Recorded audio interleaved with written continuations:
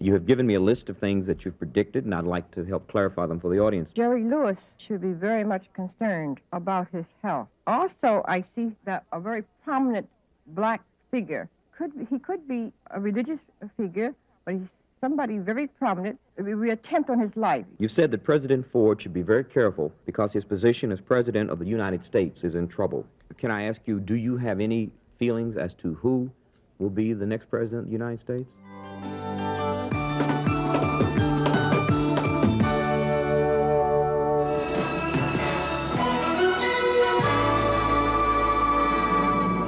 This edition of Black Journal is dedicated to the San Francisco Sun-Reporter, a member of the crusading black press, serving San Francisco, California, the 12th largest black community in the United States.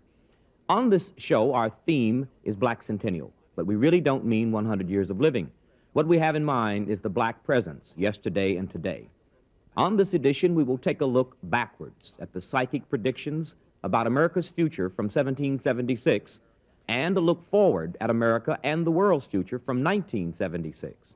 Our guests today are Lillian Cosby, a psychic, and Dr. Edward Peters, author of Witchcraft in Europe. Welcome to Black Journal. Dr. Peters, before we began, you were explaining to me the difference in the meaning of the word psychic in the 18th and 19th century? Yes, John. 17th and 18th century. 18th and 19th. 18th, 19th century, Yeah. and the current. What is that? Well, the way we use the word psychic, when we all generally assume that we mean someone who deals with extrasensory perception in one form or another, we're dealing with a word and a usage that really only dates from the very late 19th century. When we talk about psychic phenomena or extrasensory perception before the 19th century, before, say, 1840, we have to remember that we have to consider the individuals we're dealing with, the religious culture out of which they came, because there is no general public interest in what we call psychic phenomena. We have to ask whether a person's a Quaker, whether they're black and a slave or free, whether they're a member of an evangelical sect such as the Methodists, whether they're interested in it from a philosophical point of view, and so on. The 18th century has a great spread of variety. The 19th century, we begin to see some types emerge, a few common types, the spiritualist, the medium, the sort that we recognize now. Well, now let me ask this question. In other words, you're saying that in the 18th and 19th century, there was no such thing as a person who was a spiritualist, or during that period they were called something else? Well, they wouldn't have used the word psychic. There would be seer or prognosticator, or someone interested in animal magnetism if you were a philosopher or a follower of mesmerism. Well, let's say a person was a seer. I'm trying to get around the colonial period in America, at least before the contemporary period. What kind of paraphernalia would a person have used? What would they have done? Well, again, it depends entirely on the local culture out of which they emerge. If they're New England Calvinists, they would express their sight in terms of the Bible.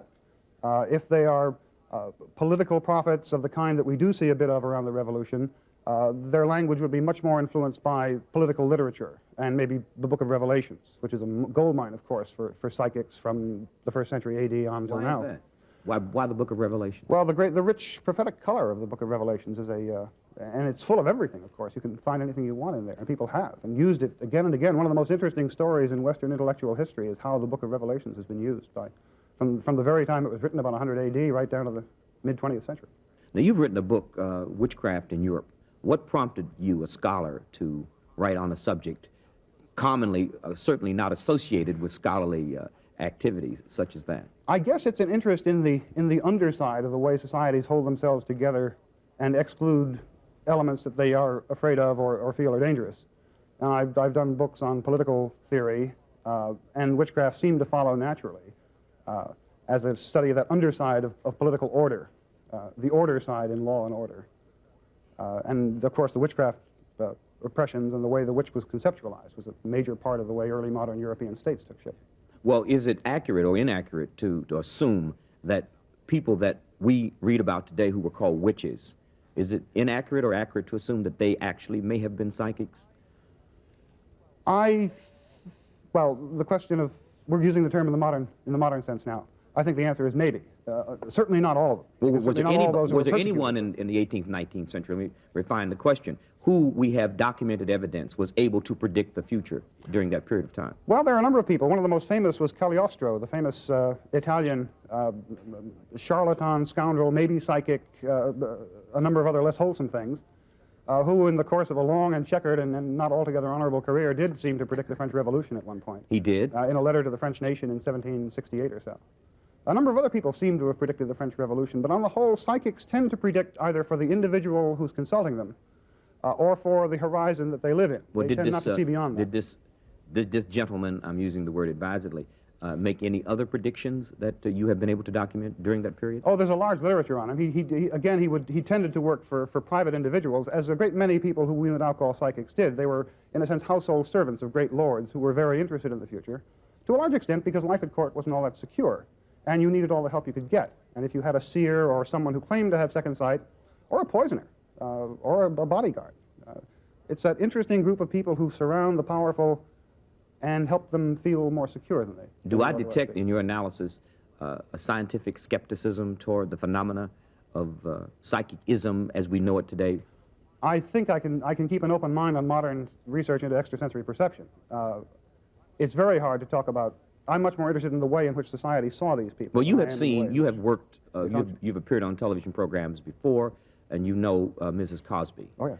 You are familiar with the kind of phenomena would you categorize that she's involved in? Would you categorize that as ESP?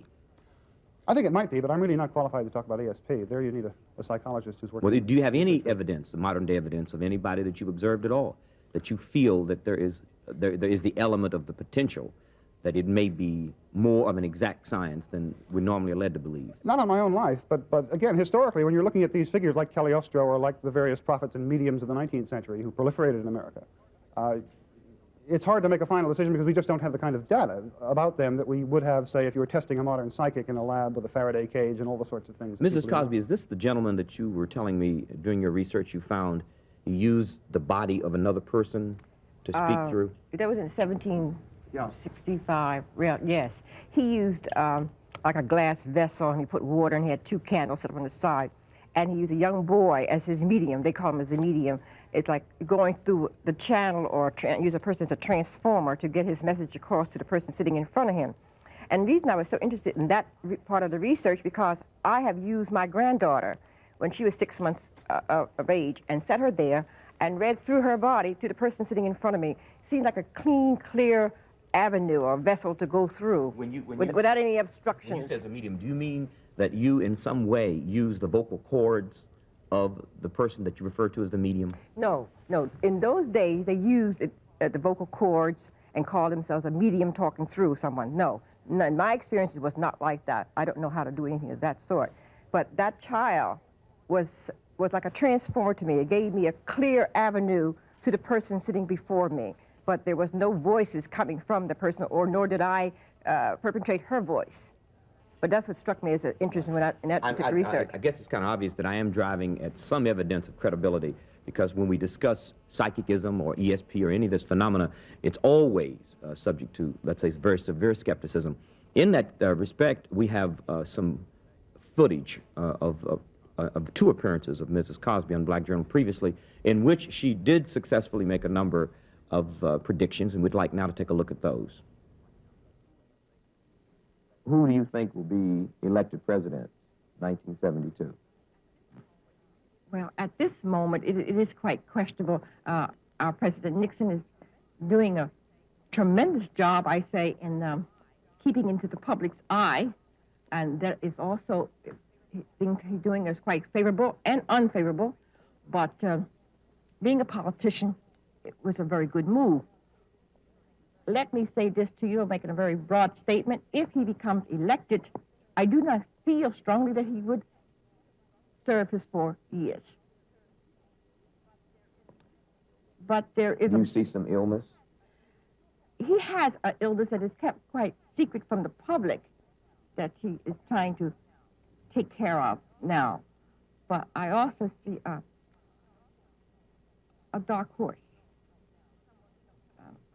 Someone we don't know right now that will come up in the presidential election. What about the war in Vietnam?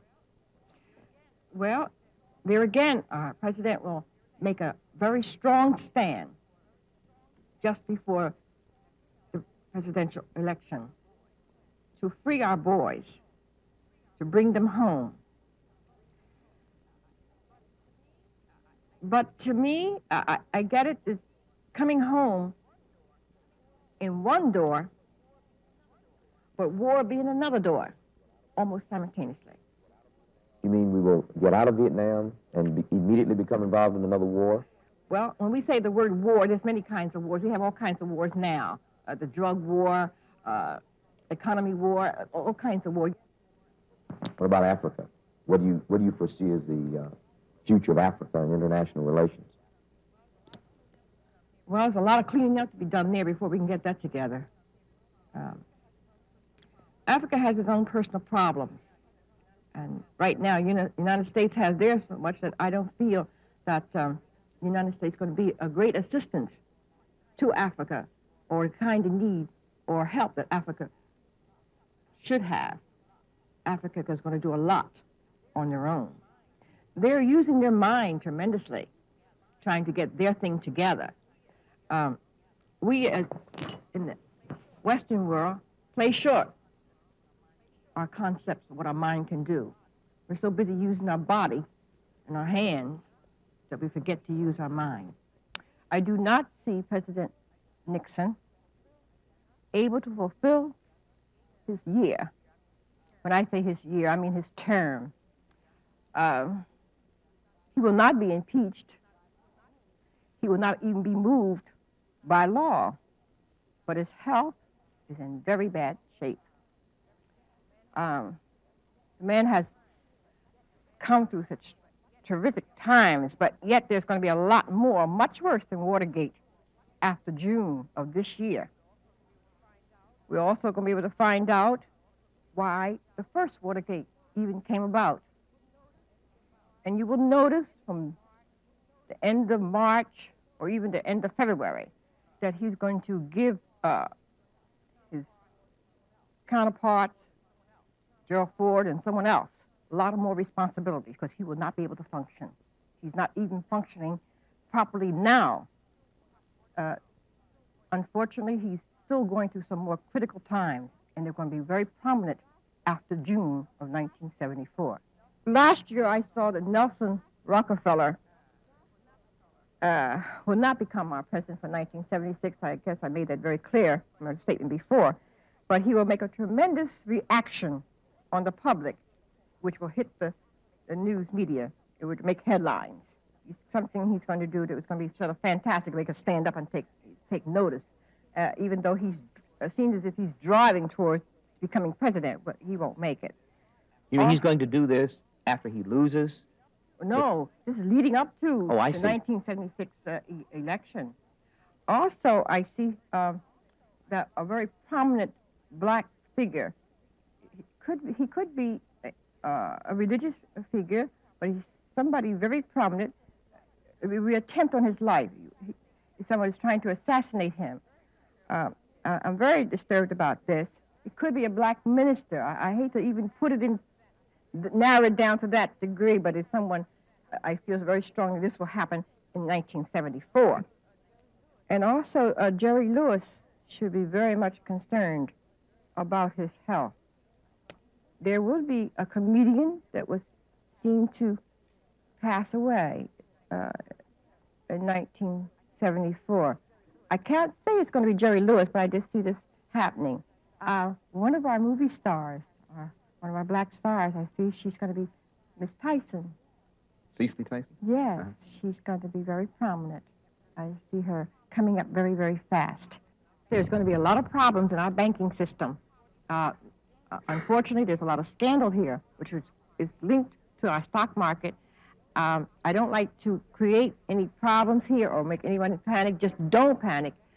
There is some definite problems in the banking system. Mrs. Cosby, we've seen some of your previous predictions, and I'd like now to submit to you some questions about the future forward from 1976. Yes. You have given me a list of things that you've predicted, and I'd like to help clarify them for the audience. You've said that President Ford should be very careful because his position as President of the United States is in trouble. The people will rise up. The President should be very careful with his health. Early in 1976, he could have some surgery of some kind. Mm-hmm. What do you mean when you say that the President should be very careful of his position, because his position as President, rather, is in trouble? By that I mean the way he handled his office, that his decisions that he makes, it seemed a little shaky at the moment.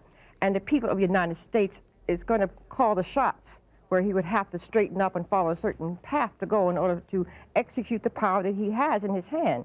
And as I see it, if things did not shape up for him favorably by July, he doesn't have a very good chance, as I see it, in the November elections. And I still do not see him being elected to president again. So even now, between now and July, it's going to be a lot of problems for him, a lot of personal problems also, which will hinder his health a great deal. Then, can I ask you, do you have any feelings as to who will be the next president of the United States? Well, Tony, I was thinking strongly, because this year is a very deceptive year as far as the elections are concerned. But if Ted Kennedy really makes up his mind to get into the race, he will win without a shadow of a doubt. And I see it now, it would be to his advantage to get in the race now and to run now rather than to run in 1980 and 84, because therefore it would be cut off through health reasons or some terrible danger will be about his life. So if he's going to run, this is the time that he should do it. Well, do you believe that he will run? Yes, I really do. You think he will run in 1976? Yes, I do. And you think that if he does run, he'll be elected? He'll be elected without a shadow of a doubt. What about Ronald Reagan? You made a prediction a year or two ago about Reagan's chances in the 76 election. Yes, he had a very powerful chance, but it has been spoiled. He has spoiled his chances now. He has spoiled his chances himself. Right. Certain maneuvers, political maneuvers that he got involved in. So I don't see him winning, but he probably would have a very good political position or in a national position into the country, but I don't see him as president of the United States at this point. Do you think President Ford, who you do not believe will be reelected, do you believe he will get the Republican nomination to run for president? I'll be very frank with you, at this point, I do not see that. No, I don't.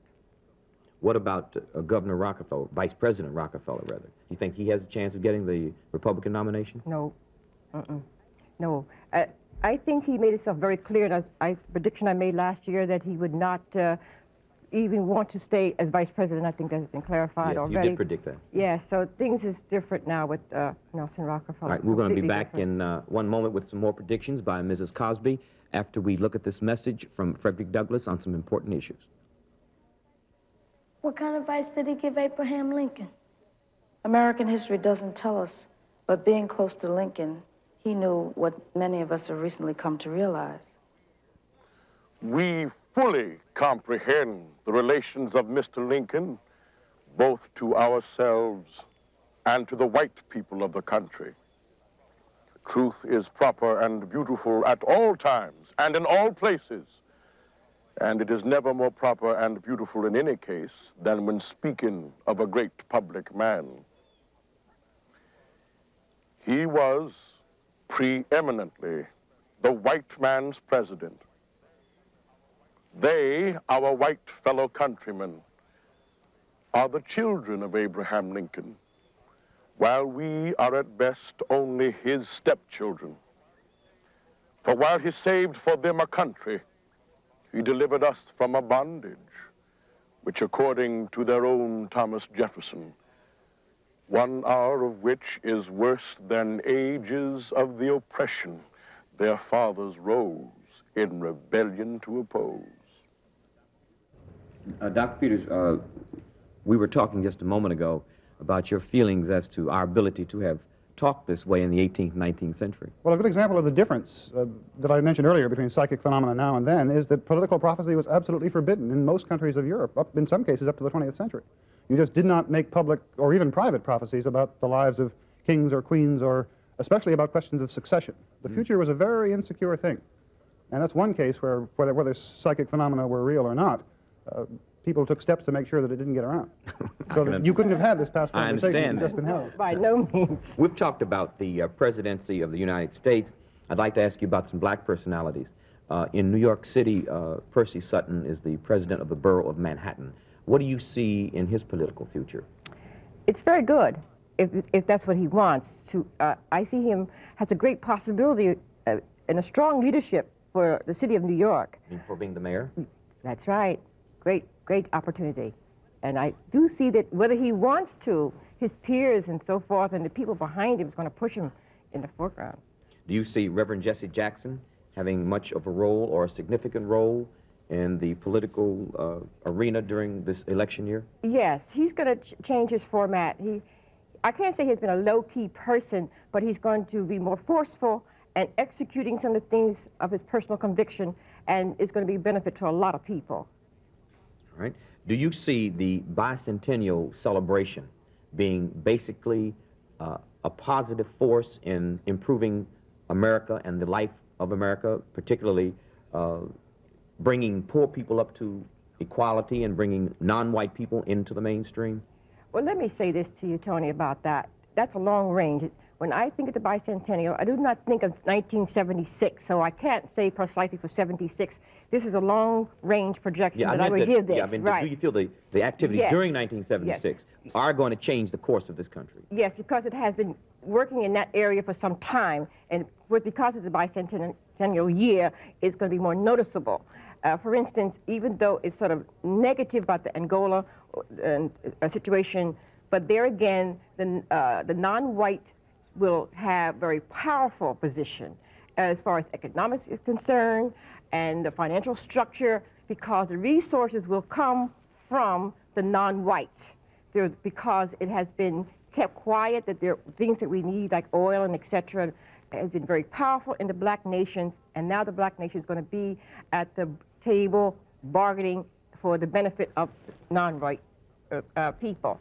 So this is what I'm saying, that this is a fantastic year for improvement. You've said in your predictions also that Russia would try to seize control of oil from the Arabs. Right. Is that correct? Yes.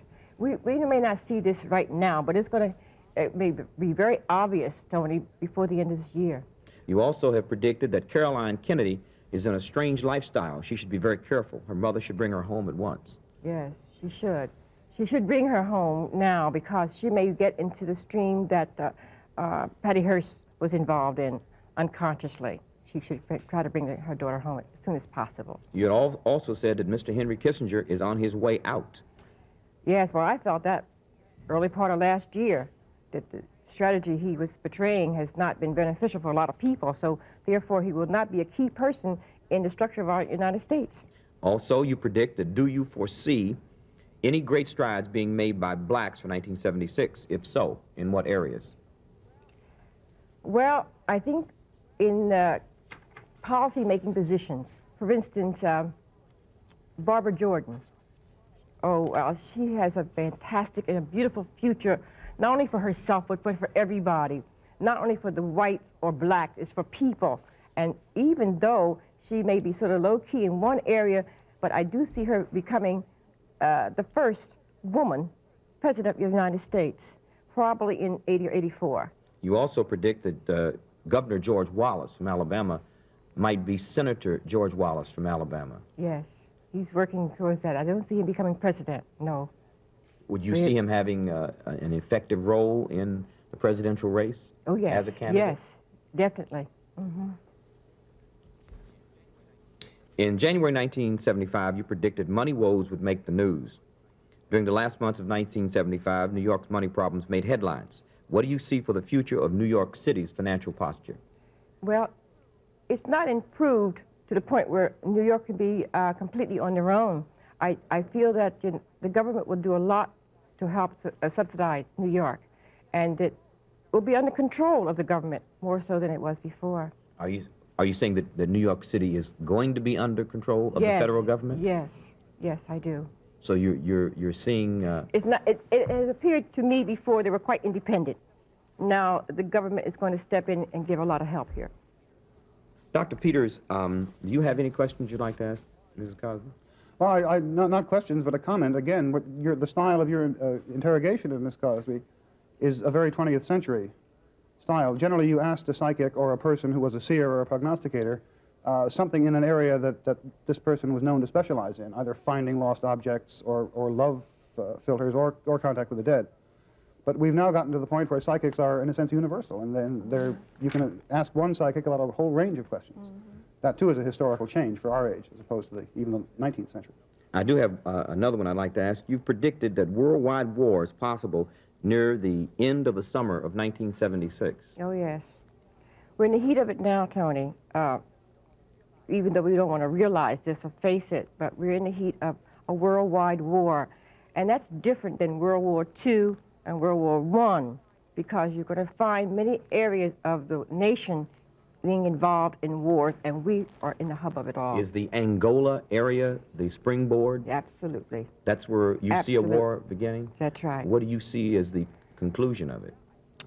Well, I still see that Angola will have its own power, what it's really wanted in the first place, but it's going to be very messy. Very. You see America getting involved with troops? Absolutely. Absolutely. You see American troops going to fight in Angola? It's because we did not move in the proper manner that we should have, and I don't see any way they can avoid it at this point. Do you see any particular countries involved? Russia's involved. That will be involved in the war that you are predicting? Other than the United States, I can't name the country.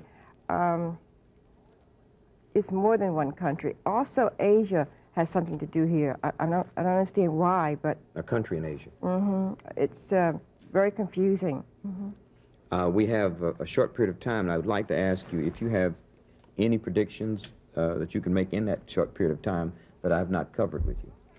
You see, basically, well, Tony, I think a lot of times... optimistic world. Well, I think the world things is hard sometimes to predict because it's so long range and so many things to cover. But I want to say things that I feel here for your program. It's very positive. I see you going into some other areas also. And as far as your new sponsor, they're going to broaden the horizon quite a bit for Black Journal. Right. Dr. Peters, I'd like to thank you so much for being with us on Black Journal. Thank you. And Mrs. Cosby, thank you again for being with us. And next week, we will return with our regular format with co-host Melvin Van Peebles, special guest Dick Gregory, who was recently made a Mississippi colonel, music co-host Billy Taylor, and Adam Wade, who is the host of our Afro-American quiz game, Can You Dig It? Join us on our next edition of Black Journal. Goodbye from the Black Journal family, and God bless you.